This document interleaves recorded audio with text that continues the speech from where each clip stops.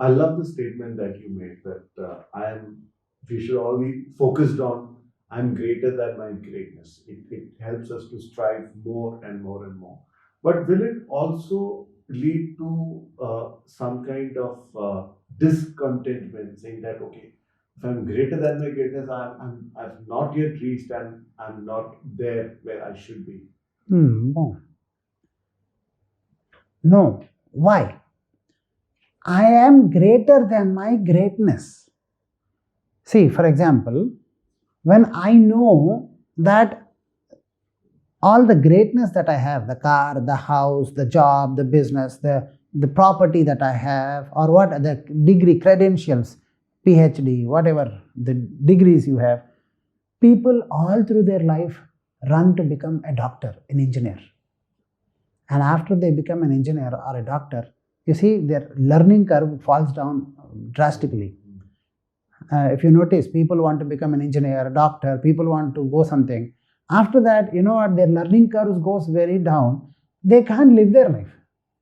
When you are absolutely contented with your potential and happy about it, and when you are certain about your potential, how can you be contented and happy? You should be certain about it. Then there is no disappointment happening. I am failing also. I am happy because I know I can do it. I am successful. I know this is small, I can do more. I am greater than my greatness. Here I am not trying to insult my failure or my greatness. I am just trying to focus on my own greatness, which is I am. Then, if I am so proud of myself, how can I be discontented? How can I be disappointed? Because I am so happy. Because I am there, things are happening, no? So, who is the most fundamental strength in my life? I am, me. Yes or no? The fundamental feeling, I am. That's the fundamental strength. Yes or no? Yes. As long as you are focused on that, you are so much in love with your own self, the disappointments, discontentment, or depressions, all this, they don't even touch you. Because you're so busy with yourself. Because remember, disappointment, depressions, discontentment, all is when you focus on the calibrations, and all calibrations are outside your body. Yes or no? Yes. Success, for example, if you are able to understand, I've achieved 100 crore. I can achieve 1000 crore, and so I feel I have to do more. So I am not very happy with the 100 crore that I've achieved. Here, the focus is all in the 100 crore, not on you. I am an excellent, effortless flow of that existential intelligence, which I want to focus on creating abundance. And then you create that abundance, you create a company, you sell that, and you create company, and you create company, and then you sell that, you create company, you create company. You are focusing on your expression, not on your companies. Not on what you have achieved, not on what you're going to achieve. You're doing it because of a sense of ability to do.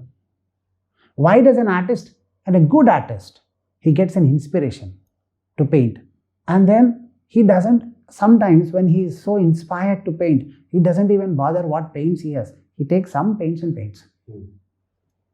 Yes or no? A good artist is an artist who is not bothered about his paints. He is more bothered about his inspiration. And what is the difference between a good artist and a bad artist? One who is more bothered about the paints than the inspiration. Yes or no? So, you also in your life, you are an artist for your own life. You have to design your own painting. Your painting was designed by people. Your mother, your father, your brother, your sister, your teachers, your people around you, the situations in your life painted strokes on you. You can be this, you cannot be that. You can be this, you cannot be that. You can be a doctor, you cannot be a doctor. You cannot be an engineer, you can be an engineer. Now you confused painting. Give me the brush, whitewash it, make a canvas new, and know that you are painting your own life out of your own inspiration. However it comes, it is beautiful because it's a truth. It's an inspired truth. Yes or no? So learning to paint your own canvas of life with your own inspiration, not by your aspirations. Aspirations kill you. Aspirations slow you or irritate you or depress you.